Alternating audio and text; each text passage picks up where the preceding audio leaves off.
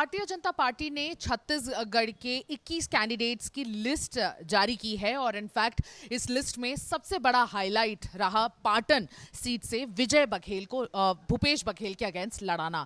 हम आपको बता दें कि दोनों एक ही परिवार से हैं, दोनों कुर्मी कम्युनिटी ओबीसी के सबसे बड़े अपने अपने रेस्पेक्टिव पार्टीज के चेहरे हैं और दोनों को एक दूसरे के साथ लड़ा देने से एक बहुत बड़ा स्टेटमेंट जो बाहर आया है वो यही है कि ऑफिशियली काका वर्सेस भतीजा होने वाला है इस बार छत्तीसगढ़ 2023 में। और ये काफी अहम इसलिए हो जाता है क्योंकि ये पहली दफा नहीं हो रहा है, लेकिन ये चौथी बार है जब चाचा वर्सेस भतीजा इस बार करेंगे। लेकिन आप देखेंगे फर्क, इससे पहले जब भी दोनों एक दूसरे से लड़े हैं तो फर्क 10,000 वोट्स के आसपास का ही रहा है, ज्यादा फर्क वोट्स का कभी नहीं रहा। जैसे कि 2008 की बात करें तो विजय बघेल जीत उन्होंने दर्ज की थी 7,500 वोट से और उसके पहले 2003 में भी लड़े थे, उसमें विजय बघेल हारे थे कुल 10,000 वोट्स के डिफरेंस से। और जब 2013 में भी लड़े थे तब भी 10,000 वोट्स के आसपास का डिफरेंस था इन दोनों के बीच। और इस बार अगर हम बात करें तो पॉस्चरिंग जिस हिसाब से भारतीय जनता पार्टी विजय बघेल की कर रही थी उससे यह साफ हो चुका था कि विजय बघेल को ही पार्टी से टिकट दी जाएगी।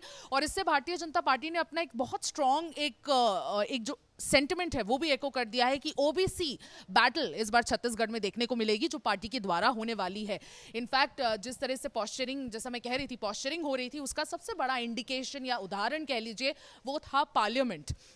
रिसेंटली पार्लियामेंट में विजय बघेल ने काफ़ी खुले आम तौर पर 11 मिनट के अपने स्पीच में उन्होंने 12 बार आरोप प्रत्यारोप किया था और उन्होंने एक बात जो अहम हाईलाइट करके कही थी कि रिश्ते में भले विजय बघेल भतीजे लगते हैं भूपेश बघेल के, लेकिन भूपेश बघेल ने लोगों को ठगने का ही काम किया है क्योंकि कांग्रेस राज में सबसे ज़्यादा करप्शन है। ये बात उन्होंने काफ़ी हाईलाइट करके कही थी और ये सीधा सीधा उन्होंने अपने चाचा पर निशाना साध दिया था।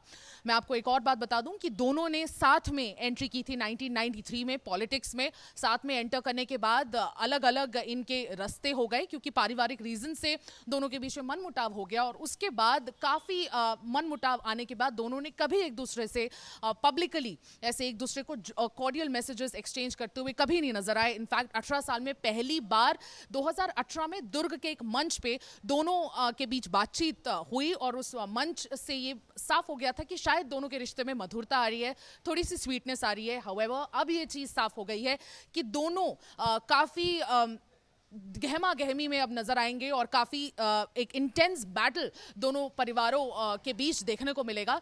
हालांकि डिस्टेंट रिलेटिव है, रिश्ते में भतीजे लगते हैं, लेकिन दोनों कुर्मी कम्युनिटी से आते हैं तो इसीलिए कुर्मी कम्युनिटी जो पाटन में काफी ज्यादा नंबर्स में है, कौन सा कैंडिडेट कितने वोट से इस बार जीतेगा ये अपने आप में देखना खास होगा क्योंकि जो वेफर थिन गैप है 10,000 वोट्स का वो बिल्कुल ज़्यादा नहीं होता है। और जब 2008 में जब पीसीसी चीफ थे भूपेश बघेल तब एक बार विजय बघेल अपनी जीत दर्ज करा चुके हैं उस सीट से। तो इस बार ये देखना खास होगा कि किस तरह से दोनों की तैयारियों में क्या चीज़ खास रहेगा, दोनों क्या ऐसे प्रोमिसेस करने वाले हैं अपने वहां की जनता से, पाटन की जनता से। और अगर इसके अलावा भी बात करें तो ये तो सबसे बड़ा हाईलाइट था आज के पूरे इस लिस्ट का, लेकिन उसके अलावा राम विचार नेताम भी सबसे बड़े ट्राइबल लीडर हैं बीजेपी के, उनको भी उतारा गया है। वो एक्स राज्यसभा मेंबर रह चुके हैं, एसटी कमीशन के अध्यक्ष रह चुके हैं। और इसके अलावा विक्रांत सिंह को उतारा गया है फील्ड पे। विक्रांत सिंह डॉक्टर रमन सिंह छत्तीसगढ़ के पूर्व मुख्यमंत्री के फैमिली से रहे हैं। अब इससे अगर रीड बिटवीन द लाइंस करें तो इस बार ये है कि एक मैसेज डॉक्टर रमन सिंह को जा रहा है कि आपके परिवार से एक टिकट उनको दे दी गई है। अब डॉक्टर रमन सिंह को राजनांदगांव से टिकट मिलेगी कि नहीं, ये अपने आप में बहुत बड़ा क्वेश्चन बन गया है। और अब सबसे बड़ी प्रतिक्रिया भूपेश बघेल की भी होगी इस पूरे डेवलपमेंट के बाद। उन्होंने अभी तक बिल्कुल रिएक्ट नहीं किया है। जगदलपुर से वो रायपुर आए लेकिन उन्होंने बिल्कुल मीडिया से बात नहीं की और वो सीधे सीधे अपने घर के अंदर चले गए। उन्होंने बिल्कुल भी इस चाचा वर्सेस भतीजा पे अपना कोई भी स्टेटमेंट नहीं दिया है। हालांकि विजय बघेल काफ़ी एक्साइटेड नजर आ रहे हैं और इस बैटल के लिए फुल्ली रेडी भी नजर आ रहे हैं। नमस्कार, जय जौहर। मैं सुमीरा जपन विदा लेती हूं छत्तीसगढ़ राउंडअप में आज इतना ही। अपने वीडियो जर्नलिस्ट राघवेंद्र पांडे के साथ मैं कल वापस आऊंगी एक नए विश्लेषण के साथ। तब तक बने रहिए छत्तीसगढ़ तक पर।